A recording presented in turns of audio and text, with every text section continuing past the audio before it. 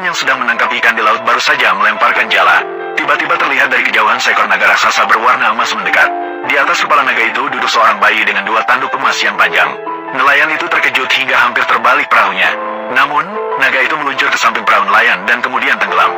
Hanya bayi itu yang dengan aman mendarat di atas papan perahu. Bayi itu tampak seperti baru berusia sebulan. Seluruh tubuhnya dipenuhi dengan serpihan-serpihan cahaya. Ia tidur nyenyak dengan mata tertutup. Di tangannya menggenggam sebuah liontin giok berbentuk kerang. Nelayan itu bernama Haisen. Di rumahnya hanya ada istrinya Siulian yang sering sakit. Kata hati yang tulus, melihat anak itu yang malang, ia pun mengangkat jala dan membawanya pulang. Siulian mendengar suara. Ia berusaha bangkit. Ia melihat Haisen menggendong anak bertanduk emas. Ia terkejut hingga tidak bisa berbicara dengan lancar. Ia bertanya dari mana anak aneh ini ditemukan. Haisen menceritakan kejadian di laut. Siulian menghela napas. Ia berkata, jika ini adalah kiriman dari naga, ini juga adalah sebuah nyawa. Mari kita pelihara dia. Pasangan suami istri itu memberi nama anak itu Jinma. Meskipun hidup mereka sederhana, mereka tetap memberikan yang terbaik untuknya. Jinma tumbuh dengan cepat. Dalam 3 bulan bisa merangkak. Dalam 6 bulan bisa berjalan. Dalam 8 bulan bisa mulai berbicara. Hanya saja tanduk emas itu selalu menempel. Roh di tubuhnya juga belum pergi. Kabar itu cepat menyebar di desa nelayan. Para penduduk desa mengatakan bahwa Jinma adalah siluman yang akan membawa bencana bagi desa nelayan. Biasanya, orang-orang yang melihat keluarga Haisen menghindar, bahkan tidak mau menemani Haisen pergi melaut. Haisen selalu diolok-olok saat pergi memancing. Saat pulang hanya bisa merokok dengan lesu. Siulian melihat Jinma. Hatinya terasa sakit dan sedih. Hanya bisa mencintainya 2 kali lipat. Jinma sangat mengerti. Tidak pernah menangis atau mengamuk. Dia juga membantu Siulian menyapu halaman, menjemur jaring ikan. Hasil tangkapan Haisen semakin menurun. Terkadang bekerja seharian, bahkan tidak bisa mendapatkan setengah keranjang ikan. Tong beras di rumah sudah hampir kosong. Penyakit Siulian juga semakin parah. Malam itu, Jinma memanfaatkan saat pasangan itu tertidur lelap. Diam-diam pergi ke tepi laut, mengeluarkan liontin giok dari saku dan meletakkannya ke dalam laut. Liontin itu memancarkan cahaya emas. Ikan-ikan di laut tiba-tiba berenang berbondong-bondong ke arah pantai. Jinma tidak butuh waktu lama, langsung mengumpulkan 1 keranjang penuh ikan asin. Pagi belum terang, Jinma membawa ikan pulang ke rumah. Haisen dan Siulian terkejut dan senang. Bertanya dari mana dia mendapatkan begitu banyak ikan. Jinma hanya berkata bahwa ikan di tepi laut melompat ke darat sendiri. Setelah diskon, Jinma setiap hari pergi ke tepi laut untuk menangkap ikan. Kehidupan di rumah perlahan-lahan menjadi lebih baik. Penyakit Siulian juga bisa diobati dengan uang dari menjual ikan. Perlahan-lahan sembuh. Haisen melihat Jinma dengan tatapan penuh kebanggaan. Tidak ada lagi yang menyebutkan untuk mengusir anak itu. Namun tidak bertahan lama. Desa nelayan mengalami masalah. Selama setengah bulan tidak ada setetes pun hujan. Kapal nelayan di tepi laut mengering dan retak. Ladang garam di tepi juga mengering dan mengelupas. Para penduduk desa panik dan kebingungan. Bahkan minum air menjadi masalah. Ketua kelompok tua di desa mengumpulkan orang-orang untuk membahas solusi. Seorang biksu pengembara lewat, melihat ke langit. Sekali lagi melihat ke arah rumah Haisen. Memukul paha dan berkata semua ini karena ulah Jinma. Anak dengan tanduk emas ini sebenarnya adalah makhluk aneh dari laut. Tinggal di desa nelayan dan menghisap kelembaban. Jika dibiarkan, khawatir akan memicu tsunami. Begitu mendengar, para penduduk desa langsung panik. Mengambil cangkul dan kayu, berkumpul di depan rumah Haisen. Berteriak ingin melempar Jinma kembali ke laut. Haisen menghalangi di pintu dengan membawa tombak. Dengan mata merah berteriak, Jinma adalah anak yang baik, tidak pernah menyakiti siapapun. Siapa yang berani menyentuhnya, harus melewati saya terlebih dahulu. Siulian memeluk Jinma sambil menangis terisak. Tidak bisa berhenti menangis. Jinma turun dari pelukan Siulian, berjalan ke pintu dan berkata kepada para penduduk desa, dia bisa memanggil air untuk memancing, menyelamatkan ladang garam dan perahu nelayan. Semua orang tertawa dan mengatakan dia berbicara besar. Seorang siluman kecil bisa memanggil angin dan hujan. Tapi saat ini tidak ada cara lain. Hanya bisa mengikuti Jinma ke tepi laut untuk melihat. Jinma berdiri di tepi laut, melempar liontin giok berbentuk kerang ke laut. Liontin itu bersinar dengan cahaya emas yang besar. Permukaan laut beriak dengan gelombang. Tidak lama kemudian, langit menjadi gelap dengan awan tebal. Hujan deras mulai turun. Para penduduk desa bersorak gembira. Melihat Jinma lagi, matanya penuh dengan rasa hormat. Tidak lagi membicarakan bahwa dia adalah siluman. Hari demi hari berlalu. Pada tahun ketika Jinwa berusia 8 tahun, Haisen menghadapi badai besar saat pergi melaut. Kapal terbalik dan terseret oleh ombak. Penduduk desa mencarinya selama beberapa hari dan malam. Namun, tidak ada mayat yang ditemukan. Siulian sangat berduka, hingga jatuh sakit dan tidak bangkit lagi. Semua beban keluarga jatuh ke tangan Jinwa. Jinwa merawat Siulian, sambil pergi ke pantai untuk memancing, menukar ikan dengan uang untuk membeli obat.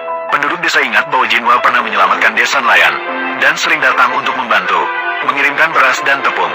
Suatu hari, Jinwo pergi ke kota untuk membeli obat untuk si Ulian. Saat melewati dermaga, dia melihat sekelompok geng jahat sedang mengganggu seorang pemuda obat. Mereka tidak hanya merampas kotak obat pemuda itu, tetapi juga memukul dan menendangnya. Jinwo tidak bisa membiarkannya. Dia maju untuk menghadang para penjahat. Geng jahat itu terkejut melihat dia dengan kaki emas. Mereka tertegun sejenak, lalu mereka tertawa dan menghina. Dari mana datangnya siluman ini? Berani mengurus urusan tuan kami. Jinwo tidak berkata apa-apa, hanya menggenggam tinjunya dengan erat. Roh di dalam dirinya memancarkan cahaya lembut. Para penjahat itu tiba-tiba terjatuh ke tanah oleh kekuatan tak terlihat. Mereka ketakutan dan melarikan diri dengan tergesa-gesa. Pemuda itu segera bangkit dan mengucapkan terima kasih. Dia berkata bahwa namanya Ayao. Dia adalah seorang tabib di penggilingan minyak. Kali ini datang ke kota untuk memberikan obat kepada guru yang sakit parah. Jinwo merasa kasihan padanya, lalu memberikan semua uang sisa obatnya kepadanya. Ayao sangat berterima kasih. Dia berjanji akan membalas budi baiknya di kemudian hari. Ayao mendengar bahwa si Ulian sakit parah, lalu mengikuti Jinwo kembali ke desa nelayan. Setelah memeriksa si Ulian, dia memberikan resep obat. Dia juga meninggalkan banyak bahan obat yang berharga. Si Ulian meminum obat yang pahit.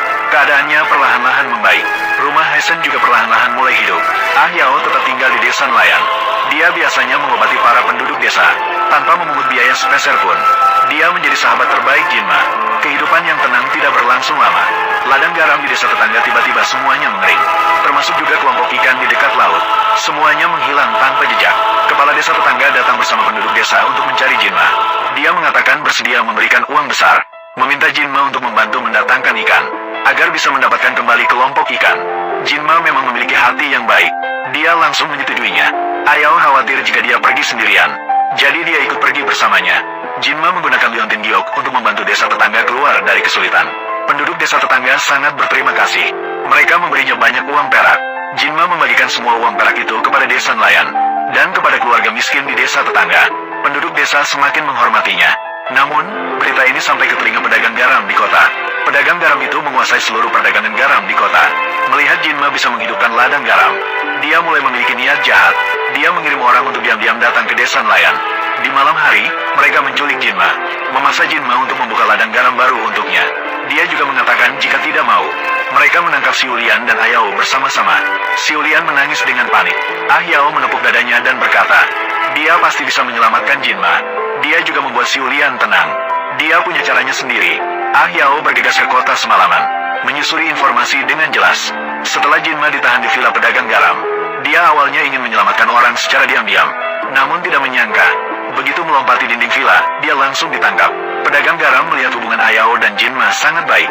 Dia pun mengikat keduanya di gudang kayu, mengancam Jinma jika dalam 3 hari tidak mau patuh, dia akan melempar mereka berdua ke laut untuk memberi makan ikan. Jinma menatap Ayao, hatinya penuh dengan rasa bersalah. Namun Ayao diam-diam berkata padanya, jangan khawatir, dia sudah mempersiapkan rencana cadangan. Ternyata Ayao sudah memperkirakan bahwa pedagang garam akan bertindak keras. Sebelum datang ke kota, dia telah mengumpulkan bukti penindasan pedagang garam selama bertahun-tahun. Bukti penindasan terhadap rakyat. Semua itu diserahkan kepada pemerintah. Saat pedagang garam datang dengan orang-orangnya untuk memaksa Jinma bertindak, orang-orang pemerintah tiba-tiba masuk. Mereka langsung menangkap pedagang garam. Pedagang garam terkejut dan marah. Dia berteriak bahwa dia tidak bersalah. Namun petugas pemerintah mengeluarkan bukti kesalahannya. Semua bukti sangat kuat dan jelas. Semua orang mengira bahwa petugas pemerintah secara kebetulan mengetahui kejahatan pedagang garam. Tak disangka, pemimpin petugas pemerintah ternyata adalah Guru Ayao. Guru Ayao sebenarnya adalah seorang pejabat yang sudah pensiun di istana. Ayao datang kali ini juga atas permintaan gurunya, menginvestigasi para pedagang jahat di berbagai tempat. Jinma baru menyadari hal ini. Ayao bukanlah tabib biasa di rumah minyak, melainkan datang dengan sebuah misi. Pedagang garam dihukum. Harga garam di seluruh kota kembali normal. Rakyat bersorak gembira. Jinma dan Ayao kembali ke desa nelayan. Bahkan melihat mereka kembali dengan selamat, hati yang cemas akhirnya tenang. Namun tidak lama kemudian, tiba-tiba ada gerakan aneh di tepi laut. Air laut mulai naik dengan cepat. Ombak semakin tinggi satu sama lain. Melihatnya, sepertinya akan menenggelamkan seluruh desa nelayan. Para penduduk desa panik dan melarikan diri ke sana kemari. Jinma segera berlari ke tepi laut, mengeluarkan liontin giok berbentuk kerang, ingin menenangkan ombak. Namun kali ini cahaya emas dari liontin semakin melemah, sama sekali tidak mampu menahan derasnya air laut. Saat semua orang merasa putus asa, naga raksasa berwarna emas yang sebelumnya tiba-tiba melompat keluar dari laut, berputar di atas desa nelayan. Naga raksasa mulai berbicara. Ia berkata bahwa Jinma adalah anak bungsu Raja Naga Laut Timur. Karena memiliki tanduk emas sejak lahir, ia diusir oleh suku naga. Maka ia dikirim ke dunia manusia untuk berlatih. Kini masa latihannya telah selesai. Ia harus kembali ke istana naga untuk mewarisi posisi sebagai putra mahkota Raja Naga. Hati yang cemas akhirnya tenang. Namun tidak lama kemudian, tiba-tiba ada gerakan aneh di tepi laut. Air laut mulai naik dengan cepat. Ombak semakin tinggi satu sama lain. Melihatnya, sepertinya akan menenggelamkan seluruh desa nelayan. Para penduduk desa panik dan melarikan diri ke sana kemari. Jinma segera berlari ke tepi laut, mengeluarkan liontin giok berbentuk kerang, ingin menenangkan ombak. Namun kali ini cahaya emas dari liontin semakin melemah. Sama sekali tidak mampu menahan derasnya air laut. Saat semua orang merasa putus asa, naga raksasa berwarna emas yang sebelumnya tiba-tiba melompat keluar dari laut, berputar di atas desa nelayan. Naga raksasa mulai berbicara. Ia berkata bahwa Jinma adalah anak bungsu Raja Naga Laut Timur. Karena memiliki tanduk emas sejak lahir, ia diusir oleh suku naga. Maka ia dikirim ke dunia manusia untuk berlatih. Kini masa latihannya telah selesai. Ia harus kembali ke istana naga untuk mewarisi posisi sebagai putra mahkota Raja Naga. Para penduduk desa baru menyadari identitas asli Jinma. Mereka semua mengira ia akan pergi selamanya dan tidak akan kembali lagi. Namun Jinma justru menggelengkan kepala. Ia berkata kepada naga raksasa, meskipun istana naga adalah tempat kelahirannya, namun desa nelayan adalah rumahnya. Siulian adalah ibunya. Para penduduk desa adalah keluarganya. Ia tidak ingin pergi. Naga raksasa tergerak oleh rasa bakti dan kebaikan Jinma, mengayunkan cakar naga untuk menenangkan ombak, juga memberikan desa nelayan sebuah wilayah laut yang sangat subur, agar para nelayan di sini tidak pernah khawatir untuk menangkap ikan. Ladang garam juga akan selalu subur. Naga raksasa memberitahu Jinma, dia tidak perlu kembali ke Laut Timur, tetapi posisi sebagai pangeran harus diterima. Liontin Giok akan selalu melindungi dia dan desa nelayan. Sejak saat itu, Jinma bisa bebas bolak-balik antara dunia manusia dan Laut Timur. Bisa dibilang ini adalah solusi yang sempurna. Beberapa dekade berlalu, Siulian meninggal dunia dengan tenang. Ayao juga telah menyelesaikan misinya dan kembali ke ibu kota. Jinma tetap tinggal di desa nelayan, membantu para penduduk desa menangkap ikan, melindungi ladang garam. Jika ada keluarga yang mengalami kesulitan, dia selalu siap membantu pertama kali. Anak-anak di desa sangat suka berkumpul di sekelilingnya, mendengarkan dia bercerita tentang Laut Timur, menceritakan pengalaman menyelamatkan desa dengan hujan di masa lalu. Ada anak yang bertanya padanya, jelas-jelas dia adalah anak naga yang terhormat. Mengapa dia mau menghabiskan hidupnya di desa nelayan kecil? Jinma mengelus kepala anak itu dan berkata sambil tersenyum, status sosial tidak ada artinya. Jumlah harta juga tidak ada artinya. Yang benar-benar berharga adalah ada seseorang yang memberimu rumah. Ada yang menganggapmu sebagai keluarga. Jika kamu baik kepada orang lain juga akan bersikap baik padamu. Kehangatan dari ketulusan yang saling menguntungkan lebih berharga daripada tahta dan harta karun. Kemudian orang-orang di desa nelayan mendirikan sebuah batu nisan di tepi laut. Di atasnya terukir 4 huruf, hati baik seperti naga. Diteruskan dari generasi ke generasi. Hingga sekarang, ketika para orang tua di desa bercerita kepada anak-anak, mereka juga akan menceritakan tentang anak yang memiliki tanduk emas. Mengatakan kepada anak-anak, bersikap tulus kepada orang lain, memiliki niat baik. Dimanapun mereka pergi, mereka akan diperlakukan dengan lembut. Mereka juga bisa menjalani hidup dengan